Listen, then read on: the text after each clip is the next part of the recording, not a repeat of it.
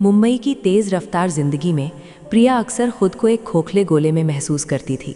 रात के सन्नाटे में जब शहर की चकाचौंध भी शांत पड़ जाती तो उसे एक आवाज़ सुनाई देती, एक युवा अनजानी आवाज़ जो कभी उसके सपनों में आती तो कभी उसके जागते हुए ख्यालों में। अगर आप एक बार कोशिश करें तो समझेंगी कैसा महसूस होता है। वो आवाज़ फुसफुसाती, ये जीवन सिर्फ दर्द और अतीत का नाम नहीं है।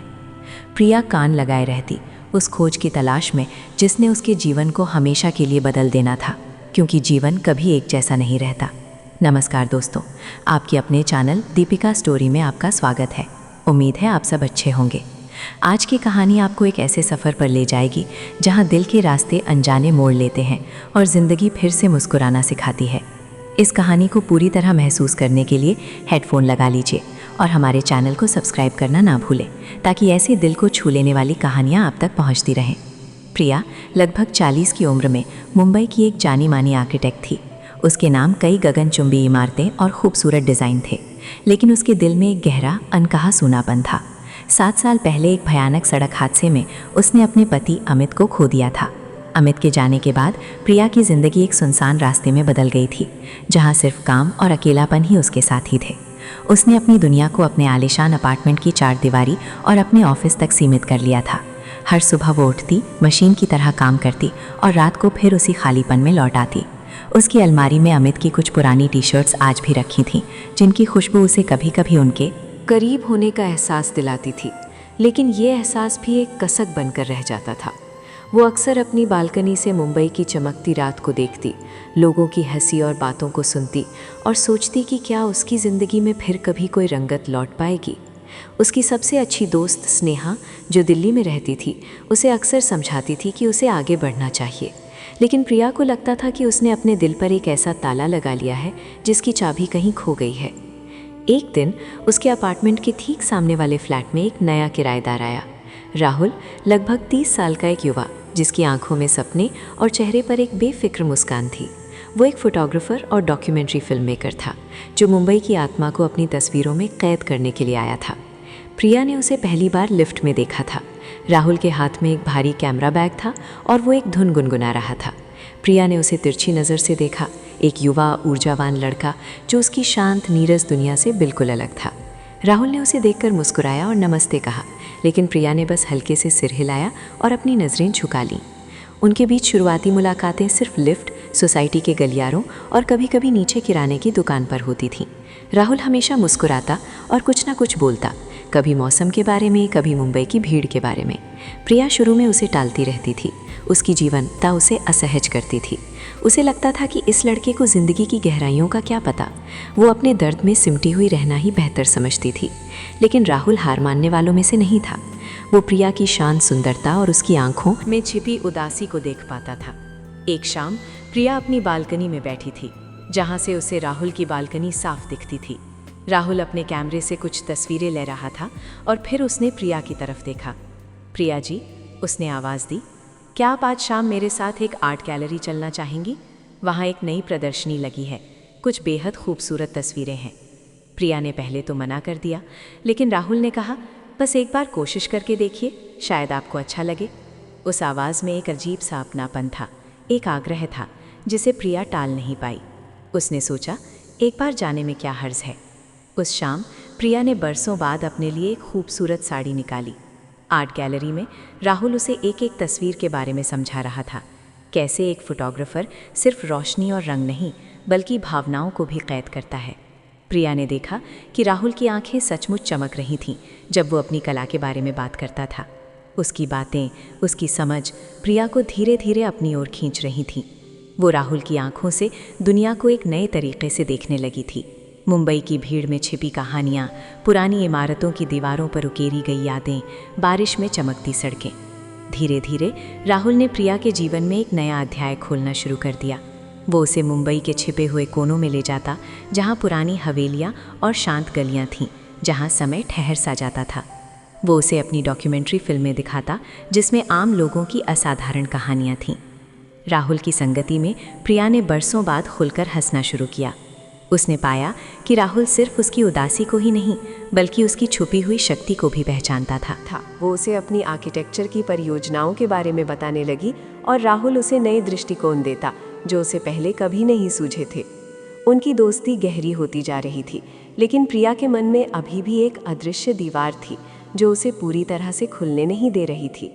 वो राहुल को एक दोस्त, एक मार्गदर्शक, एक छोटे भाई जैसा मानती थी, लेकिन उसके मन के किसी कोने में एक अजीब सी बेचैनी थी, एक ऐसी भावना जिसे वो नाम नहीं दे पा रही थी। एक दिन प्रिया के जीवन में तूफान आ गया। उसके एक महत्वपूर्ण प्रोजेक्ट में भारी नुकसान हुआ और उसी दिन अमित की 7वीं बरसी भी थी। वो ऑफिस से सीधा अपने पुराने घर गई, जहां उसने और अमित ने अपनी ज़िंदगी के सबसे खूबसूरत पल बिताए थे। वहाँ हर चीज़ अमित की याद दिला रही थी। दीवारों पर लगी उनकी तस्वीरें, उनकी पसंदीदा किताब, यहाँ तक कि उनके पुराने मग भी। प्रिया वहीं ज़मीन पर बैठ गई और फूट फूट कर रोने लगी। उसे लगा कि वो फिर से उसी अंधेरे कुएं में गिर गई है जहाँ से निकलने का कोई रास्ता नहीं है। अमित के जाने के बाद उसने कभी किसी के सामने अपने आंसू नहीं बहाए थे।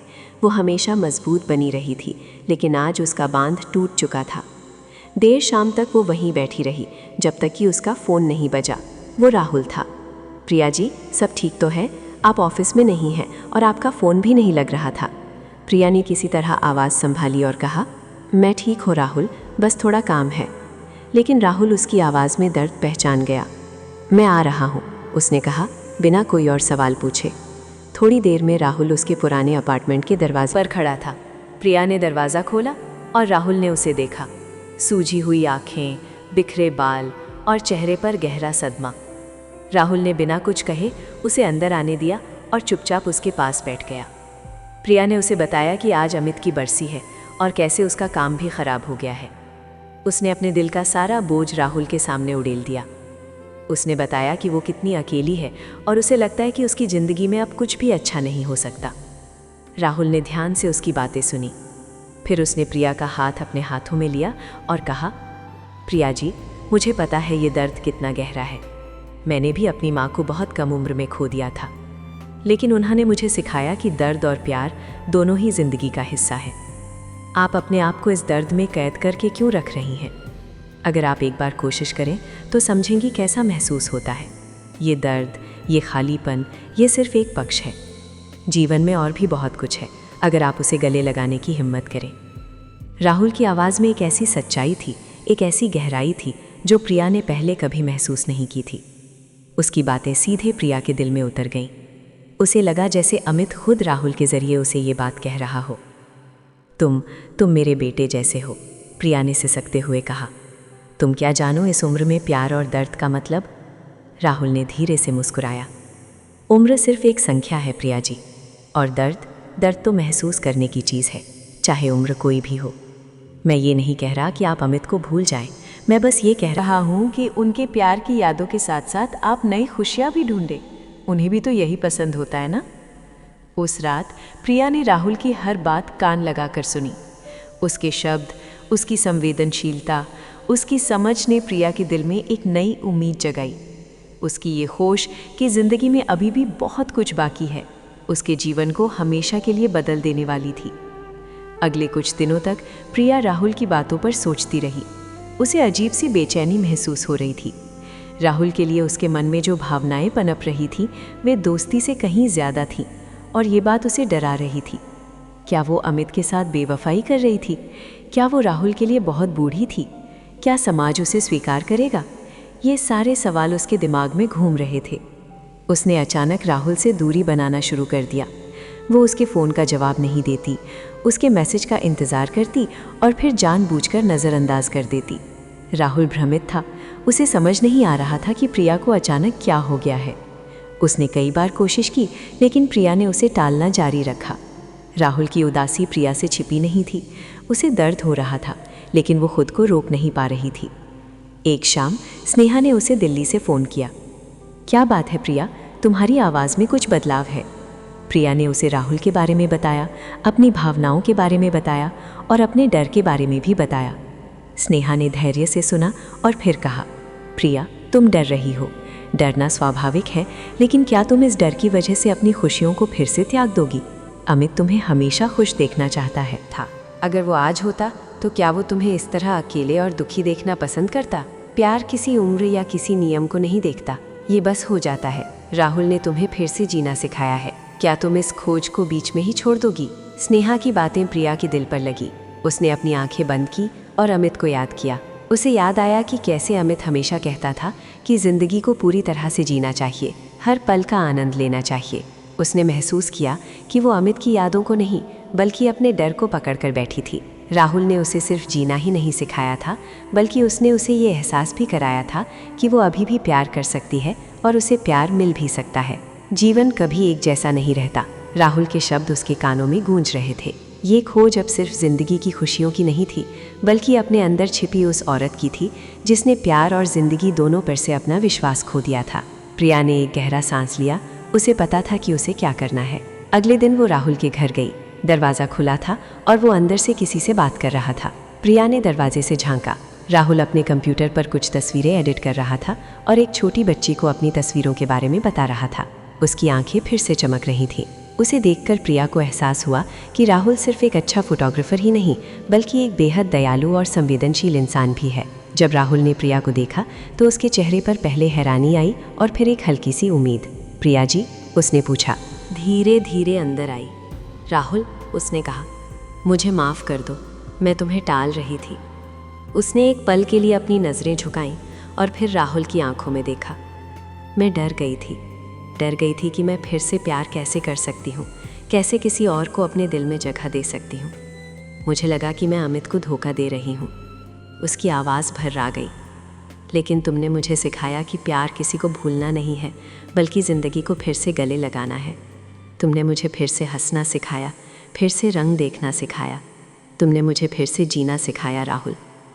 राहुल अपनी जगह से उठा और प्रिया के सामने आकर खड़ा हो गया। उसने प्रिया के हाथों को अपने हाथों में लिया। प्रिया जी, उसने कोमलता से कहा, मैंने कभी आपकी उम्र या आपका अतीत नहीं देखा।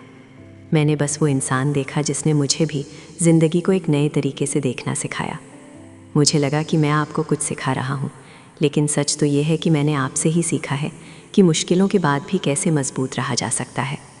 मेरे लिए आप सिर्फ एक आर्किटेक्ट नहीं है, ना ही सिर्फ एक दोस्त। आप वो रोशनी है जो मेरे जीवन में आई है।